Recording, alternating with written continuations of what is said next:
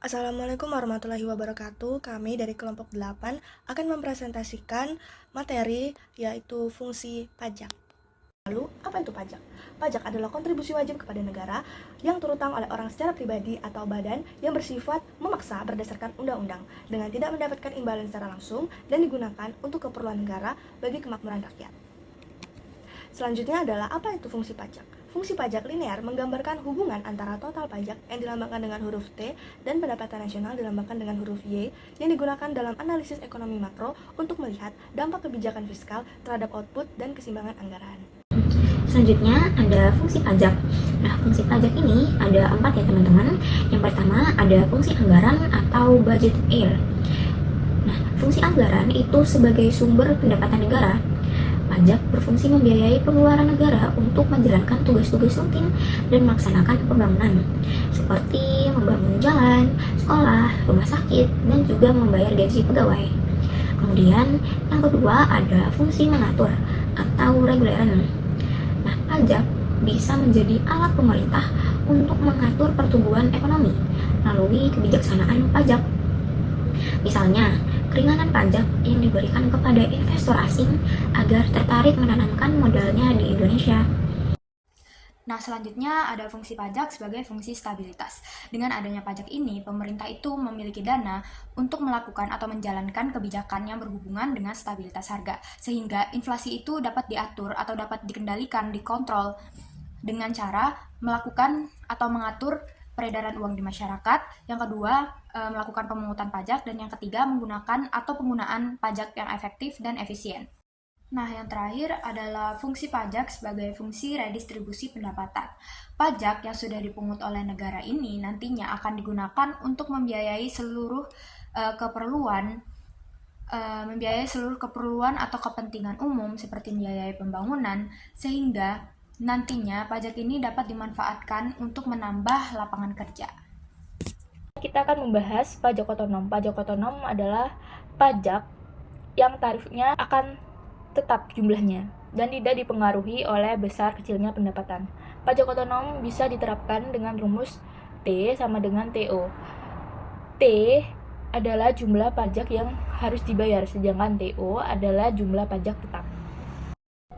Pajak proporsional adalah pajak dengan tarif tetap, yang artinya persentase pajak yang dikenakan selalu sama, tetapi jumlah total pajak yang dibayar berbeda tergantung pada pendapatan, besar kecilnya pendapatan.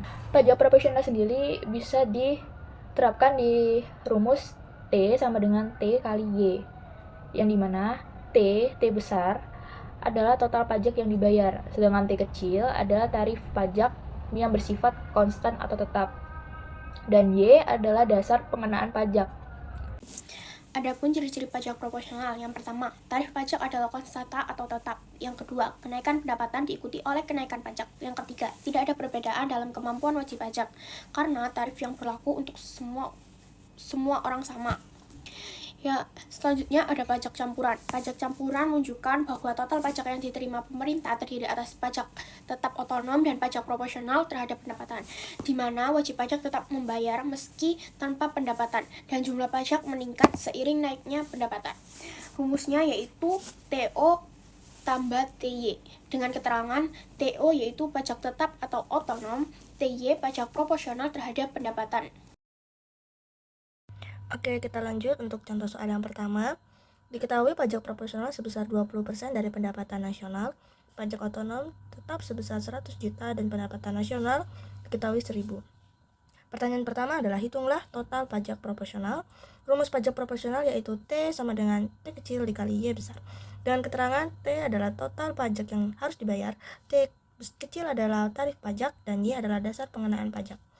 Di sini sudah diketahui bahwa T adalah 20%. Nah, 20% kita jadikan desimal yaitu 0,2. 0,2 dikali I-nya sudah diketahui yaitu 1000. 0,2 dikali 1000 hasilnya 200. Selanjutnya, ini kan disuruh mencari total pajak otonom. Nah, pajak otonom itu kan besarannya tetap. Nah, di soal sudah diketahui bahwa pajak otonom tetap sebesar 100. Jadi, total pajak otonom yang diterima pemerintah adalah 100. Menjawab pertanyaan yang C, total atau besarnya pajak yang diterima oleh pemerintah menghitung menggunakan rumus T sama dengan TO plus TY, yang dimana kita itu tadi sudah mencari dan sudah diketahui juga TO-nya itu sama dengan 100 dan TY-nya itu sama dengan 0,2 dikali 1000. Nah, dari yang diketahui ini kita tinggal substitusikan aja ke rumus mencari besarnya pajak yang diterima oleh pemerintah. T sama dengan TO plus TY. Jadi T sama dengan TO-nya itu tadi 100 ditambah dengan TY-nya itu 0,2 dikali 1000. Kita jumlahkan jadi 100 ditambah 0,2 dikali 1000 itu 200. Kalau kita jumlah 100 tambah 200 itu 300. Dan di sini kita sudah mengetahui besarnya pajak yang diterima oleh pemerintah yaitu 300. Pajak otonom sendiri adalah tarif pajak tetap, yang dimana jika dimasukkan ke dalam kurva, garisnya akan bersifat mendatar atau horizontal, seperti ini. Pajak otonomnya adalah 100. Selanjutnya, kita akan membahas gambar kurva dari pajak proporsional, pajak otonom, dan total pajak pemerintah. Yang pertama ada pajak proporsional, yang sudah tadi kita bahas, yaitu hasilnya adalah 200. Jika dimasukkan ke dalam kurva akan seperti ini, yang artinya semakin tinggi pendapatan nasional yaitu Y, pendapatan nasionalnya tadi adalah 1000, akan semakin besar pajak yang diterima oleh pemerintah. Maka hasilnya akan seperti ini kurvanya. Selanjutnya yaitu kurva besaran pajak yang diterima oleh pemerintah. Total pajak yang diterima oleh pemerintah sendiri adalah gabungan dari pajak otonom dan pajak proporsional. Pajak otonomnya tadi adalah 100 dan pajak proporsionalnya sendiri adalah 200. Jika ditambah 100 tambah 200, hasilnya adalah 300. Jadi sejajar dengan ini 300 ini dan 1000 yaitu sebagai pendapatan nasional. Maka, kesimpulannya adalah fungsi pajak dalam matematika ekonomi berperan penting sebagai sumber penerimaan negara dan alat pengatur kestabilan ekonomi. Melalui fungsi linear T sama dengan TO plus TY, total pajak terdiri atas pajak tetap, otonom, dan pajak proporsional terhadap pendapatan. Pajak otonom menjaga kestabilan penerimaan, sedangkan pajak proporsional mencerminkan keadilan sesuai kemampuan wajib pajak.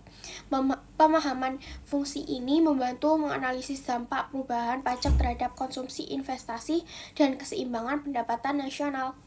Sekian, terima kasih.